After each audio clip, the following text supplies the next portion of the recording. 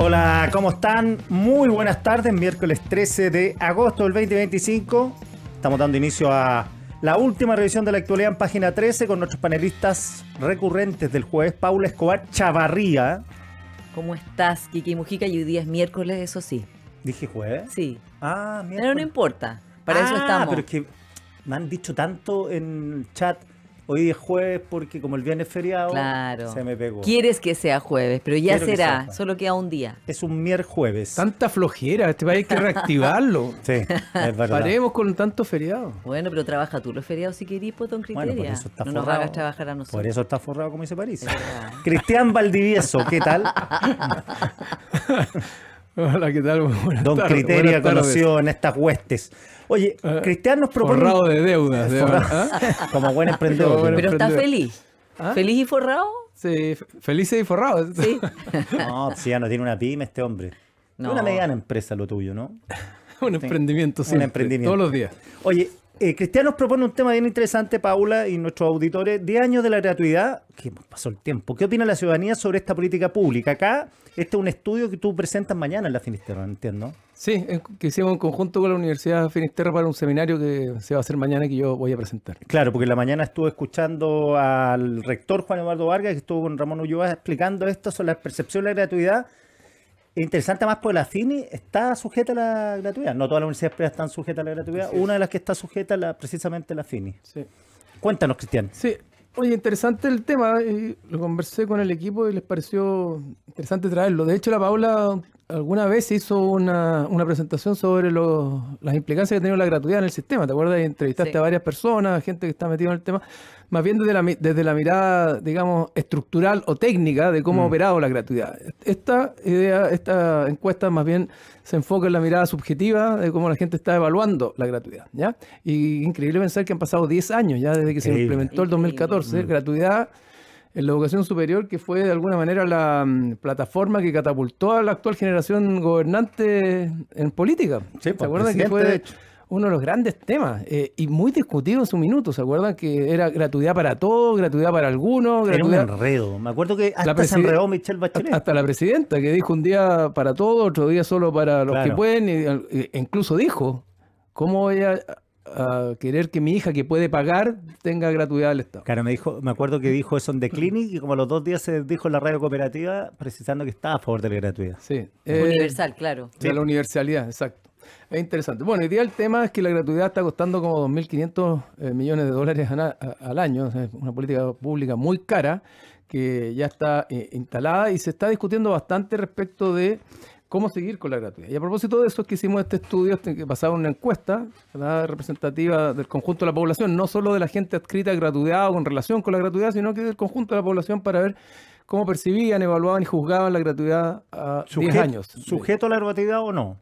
Claro, vamos a ver que hay alguna gente que tiene más, digamos, un vínculo biográfico, si se quiere, con la gratuidad Claro. más clarito y que tiene percepciones algo matizadas o algo distintas respecto del conjunto de la población. Perfecto. ¿Ya? Pero es una encuesta nacional de población mayor de 18 años, 600 casos en total.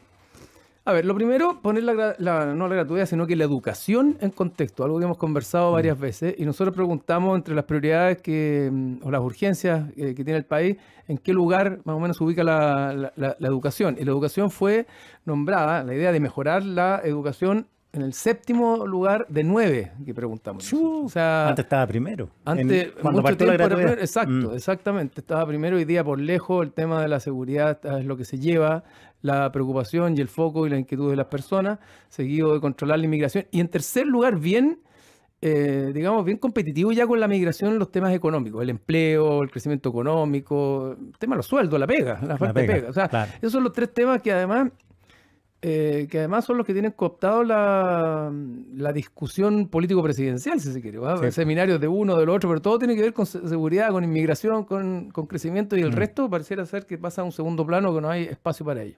Pero está séptimo de nuevo, incluso está después de mejorar las pensiones. Una reforma que se acaba de aprobar, de mejorar las pensiones, ¿verdad? Pero estaba como prioridad anterior Claro. a mejorar la educación. Habla bien de quizás de la reforma porque logró solucionar la percepción de las personas un problema grave. Exactamente, puede ser, esa es una de las miradas, y la otra es decir, bueno, ya pasó la vieja de alguna manera. Cambiemos de cuando tema. se hace una reforma, cuando pasan las cosas, la gente piensa que hay otras prioridades. Y yo tiendo a pensar, Quique, que en lo central es que la inquietud de la ciudadanía está demasiado puesta en los temas de seguridad o de inseguridad y violencia. Pero bueno, es el marco. Ahora, cuando le preguntamos ya más concretamente, pensando en los distintos niveles del sistema educativo, ¿cuál crees que debiera ser el nivel prioritario para las políticas públicas en educación? Entonces teníamos tres alternativas: educación escolar superior, educación superior y educación parvularia. Y el 54% de las personas, la mayoría, claramente dice que la educación escolar debiera ser la prioridad. El 35%, en segundo lugar, la educación superior, y después solo un 8% la educación parvularia. O sea, más allá de la posición en la que esté la educación hoy día como prioridad nacional o de urgencia, cuando se hace un doble clic en el problema educacional, el foco está puesto claramente en la educación escolar, que es algo que hemos conversado en muchas otras oportunidades y que de alguna manera, no es que lo haya buscado, pero la gratuidad en la educación superior ha deslavado la importancia o el foco puesto ahí, además que los recursos al final del día son escasos, siempre, y no son infinitos, porque por lo tanto se ponen en uno u otro lugar.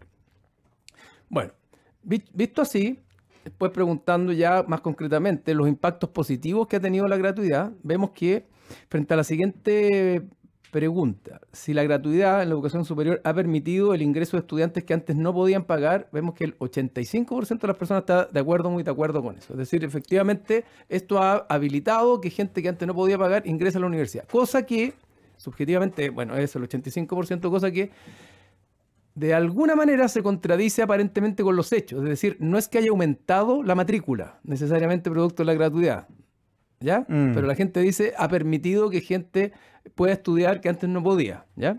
Antes le costaba dinero estudiar o tenía que endeudarse, pero no es que haya aumentado necesariamente la matrícula. Claro, que era el La Paula me mira con cara Es que yo creo que ha aumentado la matrícula universitaria. Bueno, pero hay dudas. O sea, que más personas estudian en la universidad que antes. Claro.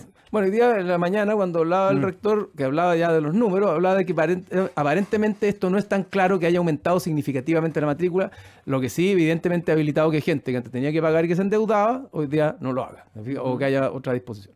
Bueno, de hecho, consistentemente también, frente a la pregunta si ha reducido, evidentemente, la gratuidad, el endeudamiento de las familias con hijos en educación superior, hay un 75% que está muy de acuerdo con esto. Es decir, efectivamente ha ayudado a bajar los niveles de endeudamiento. Son caras las universidades. Sí, y ahí a propósito, carísima. Y ahí a propósito, estudiar es caro. Estudiar es caro. A propósito de lo que planteabas tú, Quique, la gente que tiene algún tipo de vínculo biográfico con la gratuidad, es decir, o estudió con gratuidad, o tiene un hijo que estudió con gratuidad, o alguien cercano, ese porcentaje llega al 84%. ¿ya? Pero la gente que tiene ningún vínculo o un bajo vínculo, igual en el 70% dice que efectivamente la gratuidad ha reducido el endeudamiento de la familia.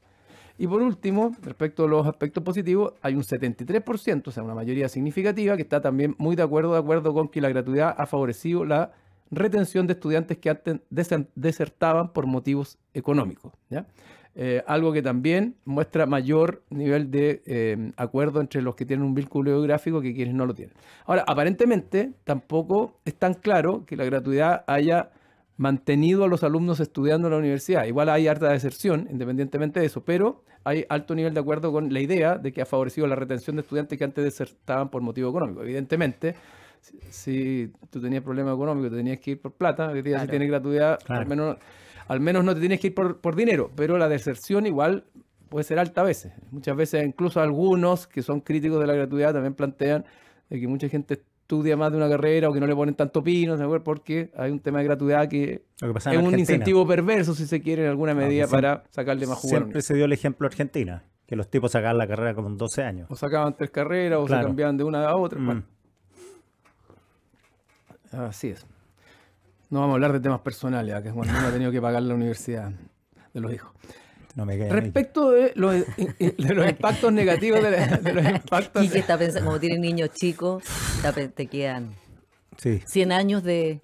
Te quedan 100 años de programa, Kiki. O bajar de quintil. O bajar de quintil. Bueno, claro. Pero siendo emprendedor difícil que bajes de quintil. Un emprendedor exitoso como tú. Ya, cierre paréntesis. Ya, en cuanto a los impactos negativos, vemos que en general la población tiene una percepción bastante atenuada de los impactos negativos. Dicho de otra manera, en general se priorizan la percepción positiva de las cosas buenas que tiene la gratuidad y se minimizan las cosas que posiblemente han sido las materias más críticas que ha tenido la gratuidad. Por ejemplo, el nivel de acuerdo con la idea de que la gratuidad ha hecho que algunas instituciones de educación superior enfrenten dificultades financieras es solo del 28% de la población. O sea, una minoría piensa que la gratuidad ha afectado financieramente a la universidad, algo que muchas universidades están discutiendo respecto del costo de los aranceles, ¿verdad? Claro. El arancel regulado que no alcanza a cubrir los costos efectivos y eso estaría eventualmente deteriorando algunas cosas. Solo el 26%, un cuarto de la población, está de acuerdo o muy de acuerdo con que la gratuidad ha empujado a las instituciones de educación superior a postergar inversiones e infraestructura, cosa que muchas instituciones dicen que están teniendo que postergar. Entonces la gente de alguna manera ve las cosas más bien positivas vinculadas a este tema, pero los temas más técnicos o específicos que complican las universidades son vistos o percibidos, si se quiere, o constatados por una minoría de la población. Solo un 23%, por otra parte, dice que ha hecho que las instituciones de educación superior pierdan autonomía para dedicarse, para decidir cómo funcionan. Que eso ya es más complejo. Es más complejo y más técnico. Claro. Exacto. Y por último, solo un 22% dice que ha afectado negativamente la calidad de la educación superior. Me imagino que todo esto es discutible, ¿verdad? Pero lo que hay en el vaso medio lleno de la gratuidad claramente destaca en las subjetividades de mucha mayor manera, de manera mucho más prioritaria que las partes que uno pudiera considerar o la parte más vacía del vaso. Y para ir cerrando, igual hay ciertas cosas que producen mayor tensión. Por ejemplo, pensando en el futuro, ¿cuál de las siguientes afirmaciones refleja mejor tu opinión sobre el rumbo que debería tomar la política de gratuidad en educación superior? Y aquí hay tres alternativas, donde el Estado debiera mantener la cobertura actual enfocada en quienes más lo necesitan, se lleva el mayor porcentaje de las respuestas, 47%. Ahora, hay un 42% que dice que el Estado debiera ampliar la cobertura hasta hacerla universal. Y solo un 7% que dice que debiera disminuir la cobertura. Es decir, lo que ya habría que mantenerlo, esa es la opinión mayoritaria, y hay un porcentaje importante, pero que no es mayoritario, que dice que habría que ampliarlo.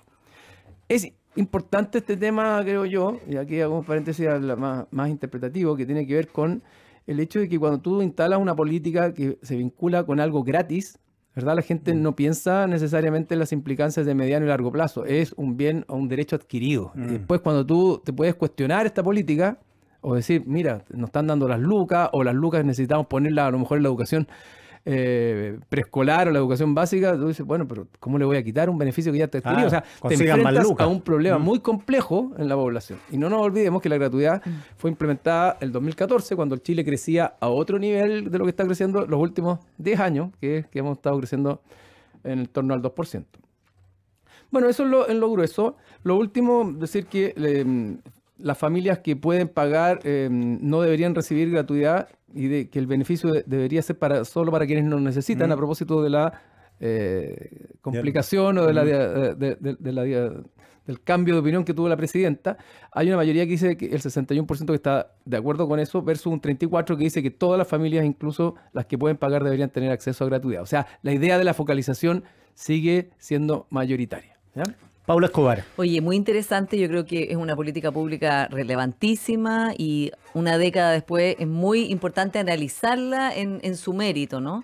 Y que, como dice Cristian, son políticas que ya están, digamos, están instaladas como parte de lo que el Estado de Chile le da a las y los estudiantes en nuestro país. Entonces no es como reversible desde ese punto de vista. Vamos a dejar para el final el debate del FES, porque el FES justamente lo que quiere es ampliar la cantidad de gente que recibiría la gratuidad y eliminar el copago entre el quintil 60 y 90, ¿no? Que eso es otra cosa. Ampliaría el nivel de no pago lo dejaría solamente en el 10%. Más rico. Oye, tres cosas. Primero, yo creo que una manera claramente que la evaluación es muy positiva por parte de la ciudadanía. Lo que recuerdo, Cristian, es que más de 70 y tantos % valora la gratuidad, o sea que es una política que en su gran mayoría las personas valoran y quieren mantener. Yo creo que eso es lo primero que hay que tener claro.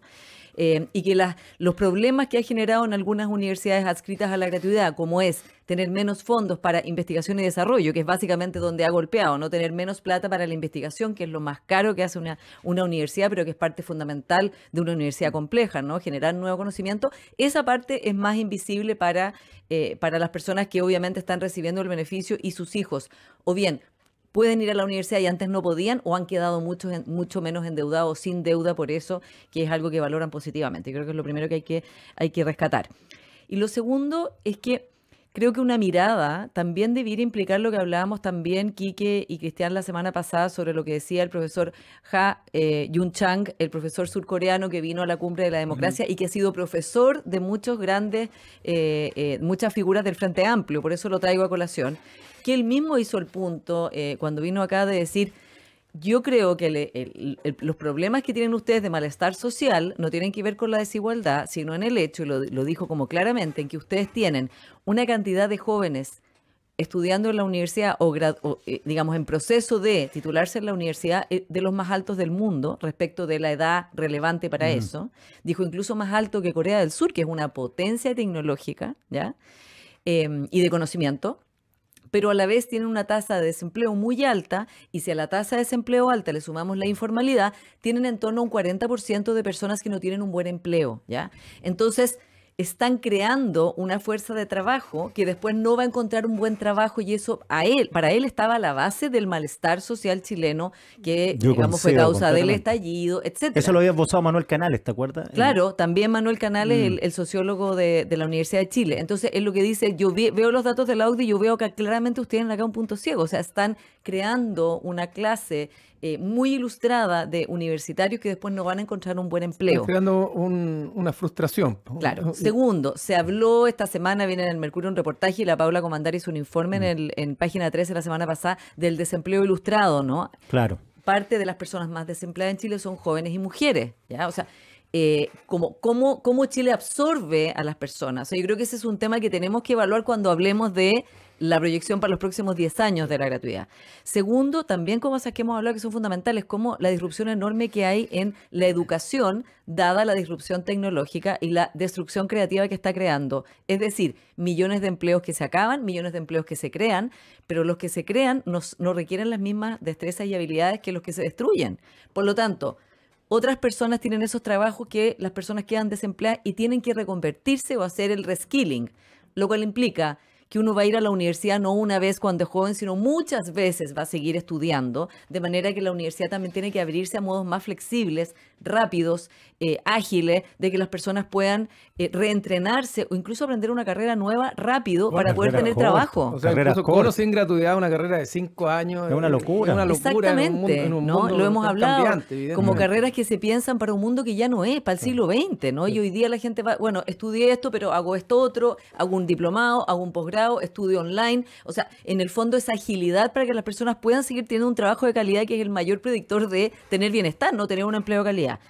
Y por último, tengo que decir que lamento profundamente que la educación parvularia, que yo considero que es la más fundamental prioridad que deberíamos tener y que está completamente olvidada, no está en ningún programa de gobierno como eje fundamental, digo, como una de las 3 prioridades, que un 8% considere que es importante, cuando desde ahí empieza la desigualdad completa entre los niños y las niñas. La estimulación temprana, lo que pasa a los 1000 primeros días de un niño, como dice Boris Cyrulnik, una de las eminencias de estudio de la niñez, y que presidió una comisión de Emmanuel Macron sobre justamente estimulación temprana, está a la base de todo.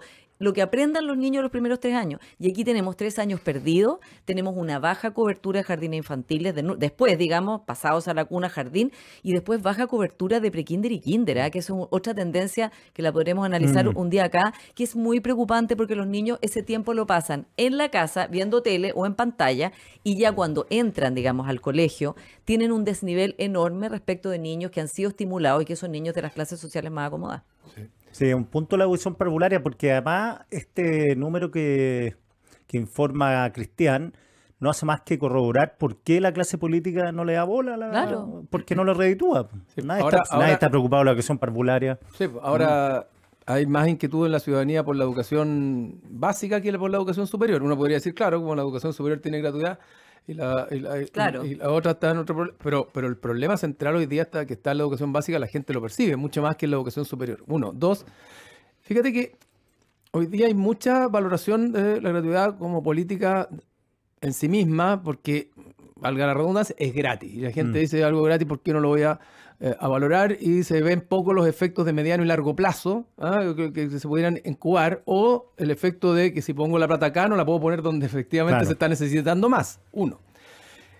Entonces, evidentemente, tienen una valoración. Pero lo que también tiene como potencial la gratuidad a propósito de las frustraciones que se empiezan a crear o que se pueden crear y que hoy día no lo estamos viendo, es que en algún momento también se puede transformar, ¿verdad?, en un gasto excesivo, innecesario y eventualmente un gasto crítico, ¿verdad?, y al que se apunte respecto de la responsabilidad en la poca focalización del gasto en la educación, donde para la gente empieza a ser más importante que la educación básica o parvularia. Si se produce ese cambio, ¿verdad?, la gratuidad puede empezar a transformarse también en un problema político. Es decir, gente que empieza a ver que la gratuidad es un problema porque resta recursos para donde hay que poner o focalizar la inversión, ¿verdad?, que es la educación preescolar y básica, y políticos que dicen esta cosa es infinanciable. Empieza a transformar en un monstruo, algo que la gente hoy día puede valorar, pero que el día de mañana puede también ser apuntado como responsable de otros males que se causan en la sociedad. Y con esto cierro. Siempre, y aquí hay un aprendizaje importante, la gente va a valorar algo que es gratis, porque la gente es difícil que haga un trade-off. Si yo te doy gratuidad acá, eso quiere decir que no voy a poder poner plata por acá. Y el trade-off es, usted tiene 100, ¿cómo reparte estos 100? Yo estoy seguro que si la gente le dijera, usted tiene 100, ¿cómo lo reparte? Probablemente habría más críticas a la gratuidad porque la gente repartiría más plata en educación básica y preescolar. Te agrego otro pelo en la sopa, que a futuro quizás la queja no venga por los estudiantes de básica, sino que por los viejos. Sí. Ante menos jóvenes, digan, ¿por qué tengo que financiar la educación de los jóvenes y yo tengo una pensión de porquería? Sí. ¿Ah? Exactamente, sí, exactamente. Y que además son cesantes ilustrados, y como decía la Paula, la tasa de desocupación juvenil hoy día está sobre el 20%. Sí. Claro, y además los votantes viejos van a ser el mayor volumen. Vamos. Oye, yo quiero decir una cosa, que ojo. A ver, yo creo que hay mucho debate y de hecho Pablo Ortúzar escribió un libro que se llama Sueños de cartón, de que en realidad es como una especie de, no sé si usó esta palabra, así que voy a hacer mi resumen propio, como estafa de prometer algo que después no tiene el retorno que debiera dar. Frente a eso hay muchos otros especialistas que dicen en educación que todavía para una persona estudiar una carrera universitaria significa un mucho mejor salario y calidad de vida que no estudiarla. Por lo tanto, el sueño de una familia de tener su primer hijo universitario, que ha sido parte de la trayectoria vital de la clase media en Chile y que es una parte de su trayectoria vital muy atesorada y muy importante, como soy el primer universitario de mi familia, dice mucha gente, o mi hijo es universitario, tiene cartón, o sea, eso es un sueño que todavía rinde, y yo creo que eso también hay que reconocerlo, ¿no? Sí, antes de decir, oye, ¿por qué no estudian otra carrera? Porque en el fondo esto no da para tanto. Y segundo... Ya, pero también hay que ver, perdona, ¿cuál es la relación entre gratuidad y calidad? Calidad medida en términos técnicos. Yo creo que esa es una discusión que también viene. Bueno, tenemos una Agencia Nacional de Calidad en la Educación que es autónoma, así que también son parámetros que se miden no por cada gobierno que le pone la nota que quiere. Y yo creo que es una institucionalidad que es buena, ¿no? O sea, que es robusta porque son especialistas independientes. Es tipo, no es una cosa ad hoc al gobierno. Y lo segundo es que la crisis de natalidad va a jugar un papel acá en el sentido inverso de lo que estamos hablando. Porque, por ejemplo, uno dice la PGU, bueno, cada vez más va a necesitar más plata porque cada vez más gente va a necesitar, que va a llegar a esa edad, ¿no? Y van con la tendencia demográfica de longevidad, va a necesitar que se le dé esa plata. Además, sin pega, como están los jóvenes luchados ahora, no van a tener pensiones. Pero resulta que lo que se proyecta es que van a haber, como hay menos guagua, menos niños, menos van a empezar a cerrarse colegios. Ya hay colegios que la matrícula no se les llena, salvo que hay niños migrantes que la llenan. A pesar de este discurso xenófobo, gracias a los migrantes, la tasa de natalidad en Chile se ha amortiguado. Y que entonces van a haber menos estudiantes en la universidad, es decir, va a haber que pagar menos en gratuidad, pero desgraciadamente por una razón que nos va a repercutir muy dañinamente en todas las áreas de la sociedad. Ya, muchachos, vamos a ir a un pequeño corte, pero antes saludamos a nuestros auspiciadores acá en Página 13. Una revista para escuchar el cierre de cada día. Página 13. El mejor análisis en voces atentas a la actualidad. Mucho antes de que se inventara la radio, los pueblos originarios ya usaban IA, inteligencia artesanal. Hoy esa herencia sigue viva en Primeros Pueblos. Visítalos en Casa Costanera, Mall Plaza Trébol, Temuco o en primerospueblos.cl, una iniciativa de CMPC. Con Softland tendrás toda la gestión de tu empresa en un solo clic. Incorpora el más completo software de gestión con soluciones para todo tipo de empresa. Contrata ahora Softland Cloud desde 0.74 UF, masiva mensual. Visítalos en softland.cl. Llega Chile Prudential AGF en alianza con AFP Habitat para que ahora tengas más alternativas de ahorro voluntario para tu pensión con Prudential AGF. Conoce más de esta alianza en prudentialagf.cl. Big Gag Sale con precios irrepetibles en unidades seleccionadas. Conoce Gag GS8, el SUV con 3 corridas de asiento en versión 4x2, 4x4, cuota mensual desde 250.990 pesos. 250.990 pesos y el precio desde 22.690.000 pesos. 22.690.000 pesos. Conoce más en gagmotor.cl. En BCI Seguros quieren acompañarte a donde sueñas, a los lugares que te enamoran y donde están quienes tú amas, porque el seguro automotriz, más que un seguro, son tu compañía donde vayas. Por eso son el seguro número 1 elegido por los chilenos. Si tienes WOM, eres automáticamente parte del Club WOM con más de 500 beneficios y descuentos pensados para ti en tus marcas favoritas. Súmate al Club WOM y comienza a disfrutar más que nunca. WOM, nadie te da más. Vamos a hacer un pequeño corte y ya volvemos con más Página 13 hoy, miércoles 13 de agosto.